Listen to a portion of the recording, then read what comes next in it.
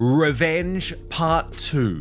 Tom Bower, the legendary royal author, is sharpening his quill for a new edition of his book set to reveal huge secrets inside Prince Harry and Meghan Markle's marriage. There is a storm coming around Harry and Meghan, and this time it is not gossip whispered in palace corridors or angry headlines thrown around for clicks. This time it comes wrapped inside a book, armed with sources, legal checks, and the reputation of a man who has made careers tremble. Tom Bower is back, and when a man like that says what he found is unprecedented, people should be nervous.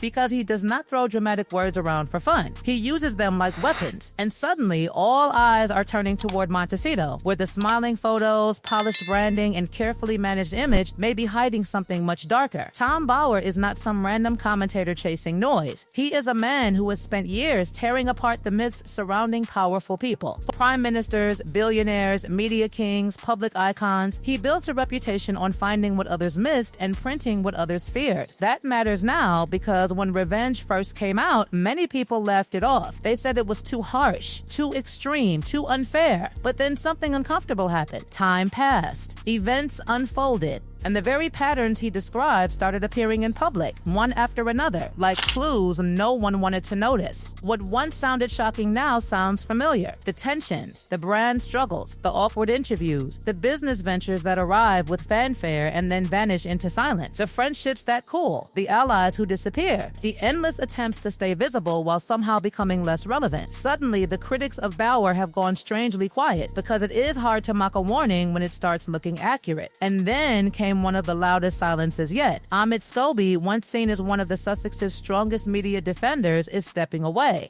Not taking a short break, not pausing coverage, done, finished. Walking off into fiction writing at the exact moment Bower steps forward with more revelations. That timing is impossible to ignore. One voice exits, another enters carrying files. One loyal ally fades, one investigator sharpens his pen. That is not random timing, that feels like a signal flare. So what is everyone suddenly whispering about? The marriage, the image, the cracks no glossy photo can hide forever. Because Bower has hinted that the real story now is bigger than celebrity drama. It is about a couple under pressure, fighting battles every single week, restless, relentless, unable to stop moving because stopping might mean facing what is really happening. That sentence alone should make people uneasy. Happy couples do not need constant motion. Strong brands do not need endless distraction. Stable lives do not need weekly reinvention. And then there is the pattern, the one people try not to say out loud. Bower's earlier work pointed towards something colder than scandal, usefulness, relationships that thrive while they are beneficial, then collapse when they are not. People who once mattered suddenly pushed into the distance. Allies who helped tell the story later left outside the room. Staff members gone, supporters silent, familiar names fading into yesterday. When one example happens, it can be coincidence. When many happen, it starts looking like design. Now, the most dangerous question of all is being asked in royal circles and online comment sections alike. Has Harry reached that point too? Think about it carefully. What did Harry bring? A title, a global platform, royal access, international fascination, headlines no Hollywood publicist could ever buy. He opened doors simply by existing. He transformed Meghan from actress to one of the most discussed women on earth. Whether critics like it or not, that is reality. But what happens when the value of that connection begins to weaken? What happens when the royal magic fades, the family doors stay closed, public sympathy drops, and the brand stops growing? That is where this story becomes explosive. Because Bower argues Meghan's ambition is not small. It is enormous. Celebrity at the highest level, wealth at the highest level, influence beyond the royal world. But Harry is not built for that game. He grew up inside security, privilege, institution, protection. He never had to hustle through rejection or claw upward through Hollywood indifference. Meghan did. Two people shaped by opposite worlds. One seeking restoration, one seeking elevation, one grieving what was lost, one chasing what comes next. That is not harmony, that is collision waiting for the right moment. And maybe the biggest clue is absence. When Harry faces difficult press, legal setbacks, public ridicule, where is the united front? Where is the visible support people expect from a couple who built an empire around togetherness? Instead, Harry often appears alone, taking hits alone, defending positions alone, standing in controversy while Meghan's presence becomes rarer, quieter, more selective. Silence can be louder than statements. Distance distance can be clearer than arguments. Meanwhile, Prince William is stepping into global statesman moments, representing the monarchy, carrying duty with calm confidence. The contrast is brutal. One brother rises into purpose. The other appears trapped in confusion, lawsuits, PR chaos, and an uncertain marriage. Every public appearance widens that gap. Every week makes the choice Harry made look heavier. Now Tom Bower says he has more. Significant new material. Enough for major newspaper serialization.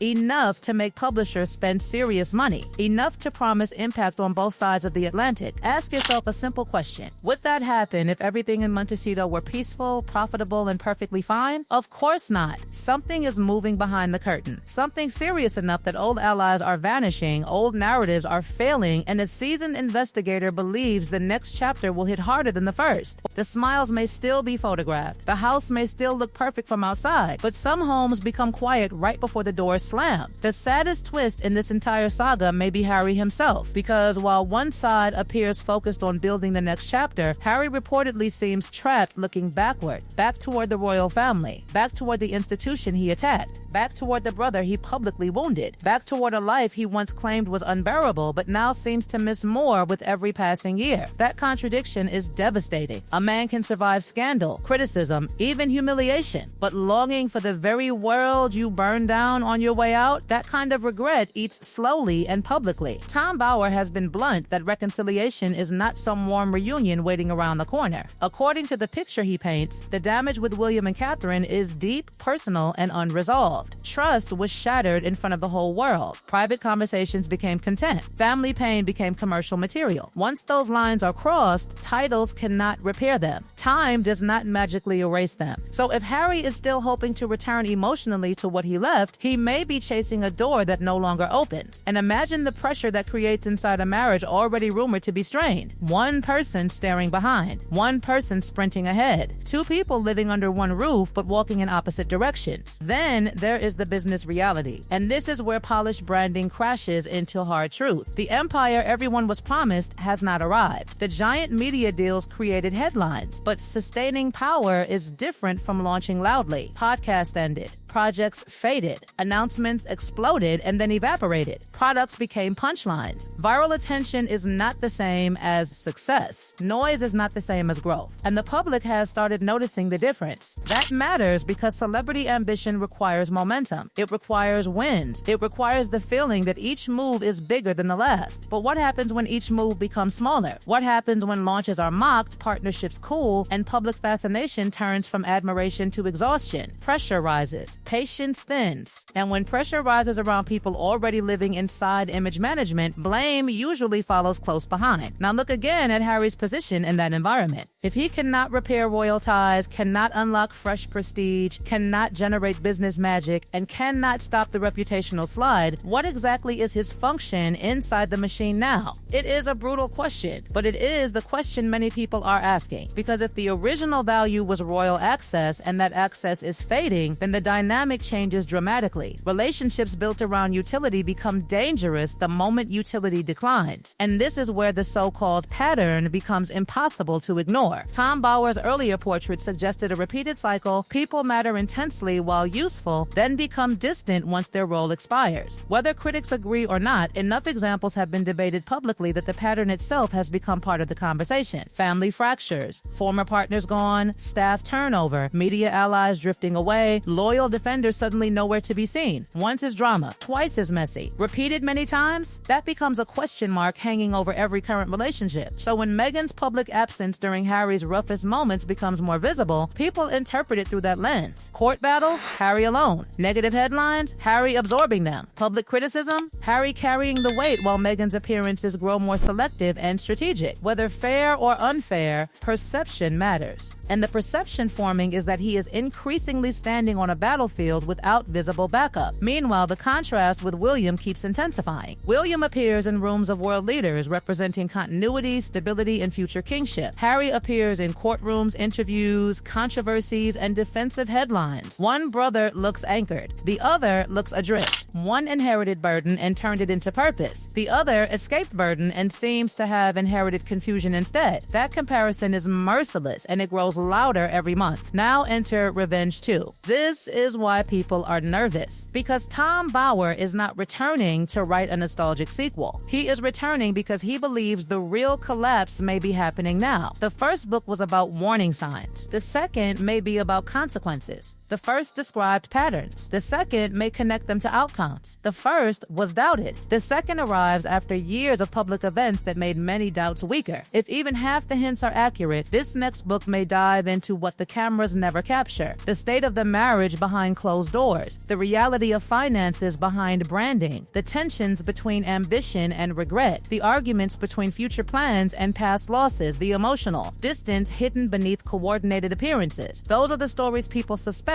but cannot prove. Bauer's brand is attempting to prove what others only whisper. And here comes the final brutal question: is Meghan about to make her move? Because if someone believes the next stage of success requires reinvention, then history shows reinvention often arrives wrapped in victimhood, fresh narrative, and a dramatic turning point. A separation story would dominate global headlines. Sympathy would reset. Blame would be reassigned. Attention would flood back. New interviews, new projects, new positioning, new branding. In pure media terms, it would be the biggest relaunch possible. That possibility alone is why this story feels radioactive. Harry, meanwhile, could be left facing the full weight of choices that cannot be undone. Alienated from family, reputation damaged, public goodwill spent, identity tangled between prince, exile, activist, celebrity, and wounded son. If the marriage fractures too, then what remains? That is the human tragedy beneath the gossip. A man who traded certainty for love may discover too late that certainty was the only stable thing he had. Tom Bauer says the battle for survival is increasing week by week. That phrase should linger. Survival, not joy, not growth, not partnership, survival. Those are not words attached to healthy stories. Those are words attached to structures under strain. And if he truly has the documents, sources, and legal confidence he claims, then the coming revelations may hit like thunder because the ground already feels unstable. So here we are, a prince who wants home, a duchess who wants empire, a family that will not forget, a public that no longer blindly buys the fairy tale, and a biographer returning exactly when the cracks look widest. Maybe the marriage survives. Maybe it adapts. Maybe every rumor collapses. But maybe the silence, the distance, the stalled empire, the vanished allies, and the timing of this new book are telling a far darker truth. Because some endings do not begin with shouting. They begin with space, separate agendas, polite smiles, and one person quietly planning life after the other. And if that is what is happening in Montecito right now, then the most explosive chapter has not happened yet. It is only waiting for the right moment to go public.